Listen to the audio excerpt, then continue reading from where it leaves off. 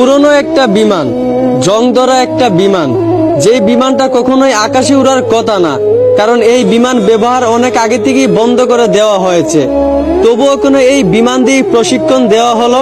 আর প্রশিক্ষণটা কেন কোটি কোটি মানুষের মাথার উপর দিয়ে দেওয়া হলো? কেন কোনো ফাঁকা জায়গা কি ছিল না? আরে ভাই, এটা কেমন দেশে আমরা বসবাস করি, যেই দেশে মানুষের জীবনের কোনো মূল্য থাকে না? একটা পুরনো বিমান দিয়ে প্রশিক্ষণ দেওয়া হয়, যেখানে পাইলটের জীবনের কোনো গ্যারান্টি থাকে না, আর দেশের জনগণের জীবনের কোনো গ্যারান্টি থাকে না। শুধুমাত্র আপনাদের দুর্নীতির কারণে আজ কত কত মায়ের বুক খালি হয়ে গেল।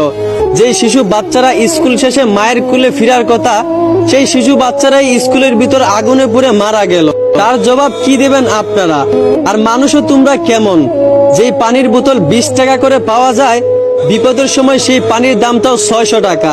কেন ভাই, তোমরা কি মরবা না? আহা মানুষ, একটা কথা মনে রাখিও, সবারই একদিন বিচার হবে, কারণ আল্লাহ ছাড় দেন কিন্তু ছেড়ে দেন না।